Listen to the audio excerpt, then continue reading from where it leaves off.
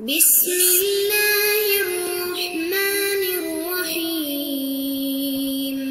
الحمد لله رب العالمين والصلاة والسلام على سيد الأنبياء والمرسلين أما بعد فأستعيذ بالله من الشيطان الرجيم بسم الله الرحمن الرحيم.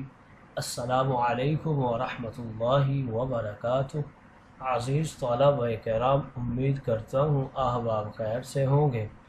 انشاءاللہ آج ہم مشکات المصابیح کے درس نمبر 254 میں باب الحب فی اللہ ومن اللہ فصل ثانی سے حدیث نمبر 5019 سے لے کر 5022 تک پڑھنے کی سعادت حاصل کریں گے. آج کے درس میں ان احادیث مقدسہ کا ترجمہ ہوگا اور ساتھ ساتھ ان احادیث مبارکہ کی توضیح و تشریح کرنے کی سعادت حاصل کریں گے. تو آئیے طلبہ کرام بلا تاخیر بڑھتے ہیں اپنے آج کے درس کی طرف. بسم اللہ الرحمن الرحیم. حضرت ابو ہریرہ رضی اللہ تعالی عنہ راوی ہیں.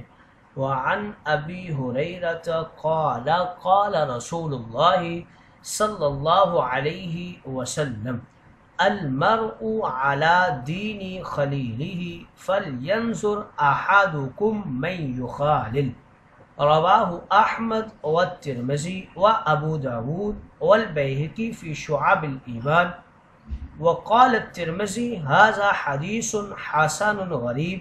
وقال النووی اسنادہ صحیح. حضرت ابو ہریرہ رضی اللہ تعالی عنہ راوی ہیں، کہتے ہیں کہ رسول کریم رؤوف الرحیم تاجدار انبیاء حبیب مہرباں رسول کائنات نے ارشاد مقدس و مطہر فرمایا، انسان اپنے دوست کے دین پر ہوتا ہے. یعنی جو شخص کسی کو دلی دوست بناتا ہے تو عام طور پر اس کے عقائد و نظریات اور اس کی عادات و اطوار کو قبول اور اختیار کر لیتا ہے. لہٰذا یہ ضروری ہے کہ جب تم میں سے کوئی شخص کسی کو بھی دوست بنائے تو دیکھ لے کہ کس کو دوست بنا رہا ہے. یہ احمد، ترمذی، ابو داود اور بیہقی کی روایت ہے، اور ترمذی نے کہا ہے کہ یہ حدیث غریب ہے، اور نووی نے کہا ہے اس کی روایت بالکل اسناد کے اعتبار سے صحیح ہے. من یخالل، اس دوستی سے مراد قلبی محبت ہے کہ قلبی دوستی اور قلبی محبت فاسق، فاجر اور بد کردار آدمی کے ساتھ نہیں ہونی چاہیے. ہاں ظاہری رواداری اور مدارت جائز ہے. اس حدیث کو بعض علماء سراج الدین قزوینی نے موضوع قرار دیا ہے، اس لیے صاحب مشکات نے ترمذی اور نووی کے حوالوں کا ذکر کیا ہے کہ انہوں نے اس حدیث کو حسن اور صحیح قرار دیا ہے. لہٰذا اس کو موضوع کہنا یہ بالکل صحیح نہیں ہے. گویا اس حدیث مقدسہ میں اس بات کی طرف اشارہ ہے کہ دیندار کے ساتھ تعلق قائم کرو. اگلی حدیث مقدسہ کی طرف بڑھتے ہیں. حضرت یزید بن نعامہ رضی اللہ تعالی عنہ راوی ہیں. وعن یزید بن نعامہ قال قال رسول اللہ صلی اللہ علیہ وسلم اذا آخى الرجل الرجل فليسأله عن اسمه واسم أبيه وممن هو فإنه أوصل للمودة. رواہ الترمذی. حضرت یزید ابن نعامہ رضی اللہ تعالی عنہ راوی ہیں، کہتے ہیں کہ رسول کریم رؤوف الرحیم تاجدار انبیاء حبیب مہرباں رسول کائنات نے ارشاد مقدس و مطہر فرمایا، جب کوئی شخص کسی شخص سے بھائی چارہ قائم کرے تو چاہیے کہ وہ اس سے اس کا اور اس کے باپ کا نام دریافت کر لے اور پوچھ لے کہ وہ کس قبیلہ سے تعلق رکھتا ہے، کیونکہ یہ دریافت کرنا دوستی اور تعلق کو بہت زیادہ مضبوط بنانے کا ذریعہ ہوگا. یہ ترمذی کی روایت ہے. گویا اس حدیث مقدسہ میں اس بات کی طرف اشارہ ہے کہ کسی سے تعلق قائم کرتے ہو تو پہلے نام و نسب معلوم کر لینا چاہیے۔ اگلی حدیث مقدسہ کی طرف بڑھتے ہیں، یہ اس باب کی آخری فصل ہے۔ اس کی پہلی حدیث حضرت ابو ذر رضی اللہ تعالی عنہ راوی ہیں۔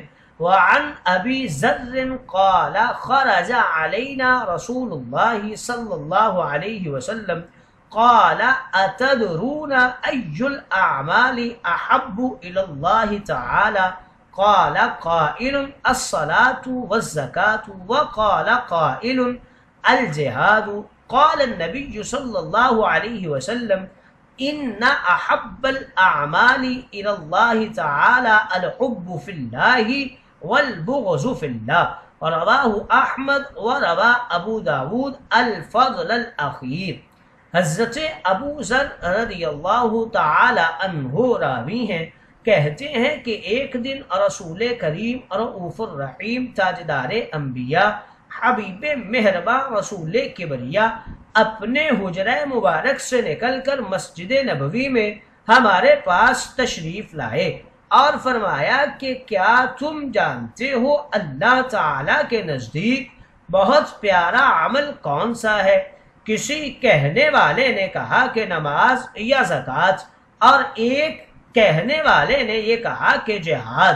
تاجدار انبیاء رسول مہرباں حضور کائنات نے یہ سن کر ارشاد مقدس و مطہر فرمایا کہ اللہ رب العزت کے نزدیک بہت پیارا عمل خدا کی رضا اور خوشنودی کی خاطر کسی سے محبت کرنا اور خدا کی رضا اور خوشنودی کی خاطر کسی سے بغض و نفرت رکھنا ہے۔ یہ احمد کی روایت ہے۔ ابو داود نے اپنی روایت میں حدیث کا صرف آخری جز یعنی ان احب الاعمال یہی نقل کیا ہے۔ اس حدیث مقدسہ کی توضیح کے اندر شارحین کرام کچھ یوں رقم تراز ہیں۔ الجہاد، یہاں پر سوال یہ ہوتا ہے کہ حب فی اللہ اور بغض فی اللہ کو نماز، روزہ، زکوٰۃ اور جہاد سے افضل کیوں قرار دیا گیا جبکہ یہ اعمال فرائض میں سے ہیں؟ اس کا جواب یہ ہے کہ قلبی اعمال میں الحب فی اللہ افضل عمل ہے اور بدنی اعمال میں نماز، روزہ، زکوٰۃ اور حج اور جہاد افضل ترین اعمال ہیں۔ گویا حیثیت الگ الگ ہے، دونوں باتوں میں کوئی تعارض نہیں ہے۔ نماز، روزہ، زکوٰۃ اور جہاد کا تعلق یہ بدنی اعمال سے ہے اور بغض و حب فی اللہ کا تعلق یہ قلبی اعمال سے ہے۔ وہ قلبی اعتبار سے سر فہرست ہے اور یہ بدنی اعتبار سے سر فہرست ہیں۔ اس سوال کا دوسرا جواب کچھ یوں دیتے ہیں کہ باقی تمام فرائض کے پورا ہونے کے بعد الحب فی اللہ اور البغض فی اللہ افضل عمل ہے، مطلقاً نہیں ہے۔ یعنی نماز، روزہ، زکوٰۃ اور جہاد کی تکمیل کے بعد حب فی اللہ افضل عمل ہے۔ بعض روایات میں اس تعویل کی تصریح بھی کی گئی ہے، جیسے طبرانی نے حضرت ابن عباس سے نقل کیا ہے، احب الاعمال الی اللہ بعد الفرائض ادخال السرور فی قلب المؤمن، یعنی اللہ کے ہاں پسندیدہ اعمال میں سے پسندیدہ عمل فرائض کے بعد کسی مومن کے دل میں خوشی کا ٹھکانہ کرنا ہے۔